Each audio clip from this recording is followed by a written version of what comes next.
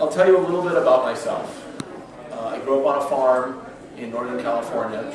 I was the first generation of my family to go to college. I worked very hard on the farm growing up, and I realized I didn't want to be a farmer. Working 70 hours a week in 100-degree weather during harvest. And so I went to the local university and I got a degree in mechanical engineering. I was fortunate enough to go to Stanford University and get my PhD. And I learned that I was a good teacher and I was a good engineer, and I was fortunate enough to get a job at Trinity College in 1990 as a professor, and I've been there for 20 years. I've raised 4 children in Connecticut, 2 boys, 2 girls, and I've always been very passionate about public policy.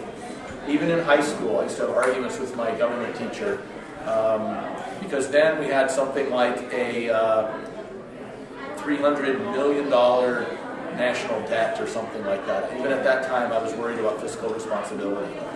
Now it's $12 trillion. Our GDP is $14 trillion. Social Security is facing a $12 trillion shortfall. Medicare is facing a $36 trillion shortfall. Our entire GDP is $14 trillion. I've been yelling about this for 20 years, saying that we need to take drastic action now, and this was 20 years ago, because we know these problems are coming down the track. It's nobody's fault other than demographics. In 1960, we had 5 workers for each retiree in the United States. Now we've got 3.3 workers per retiree, and in about 20 years, we're going to be down to 2.1 workers per retiree in the United States. And this is because of the baby boomer generation. People came back from World War II and were very happy and had a lot of babies. And it's also because life expectancy has been going up. So this is our huge fiscal problem that we're facing. And if we don't deal with this, we're going to eventually have runaway inflation and a fiscal crisis that makes the current recession look like small potatoes. And none of the Republicans or Democrats have talked about this in my entire life. They just ignore it, they sweep it under the rug, because all they care about is getting reelected. They think in very short-term cycles. They think if I ask people to make sacrifices to solve these huge problems, I might lose some votes and I might not get reelected.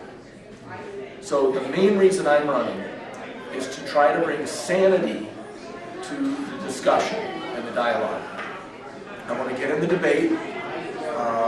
There will be 3 of us at that point. I'm sorry, I'm losing my voice, I've got a cold, but it's been a long day. But there'll be 1 Republican, 1 Democrat, and me in the debate. And you'll notice we don't have real debates anymore. They never ask the questions that they are asked in the debate. They completely sidestep them. They never offer real solutions. I'm going to force them to answer the questions in the debate. I've got nothing to lose. I don't care about the 2-party system. In fact, I would like to bring it down. In my opinion, it's corrupt. It's owned by large donations from corporations and rich people, and they've done very little for us. Our long-term problems have just been getting worse and worse every year. So I don't want to belabor this point too much. I've been working very hard. I have a website with 30 detailed position statements and solutions to long-term problems. I'll give you all my card with the website on it. I've been getting quite a bit of statewide press through radio, television, and newspapers. I don't have a lot of money, like some people who are in the race who have tens of millions of dollars to spend. But I don't think that's necessary to make a difference. I think people are fed up with the same old rhetoric and the same old vague, vague general statements that the candidates make.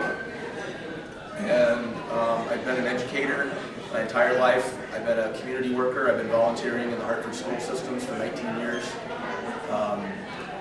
I'm very concerned about a lot of other issues, 30 different issues on my website, such as what's happening to our cities and our education system. So at this point, I think I just welcome any questions from anybody. I know you're here for real business. Yeah, question. Yeah. Great. If you don't mind, if you have questions. I just want Tom to be able to... Oh, sure. And then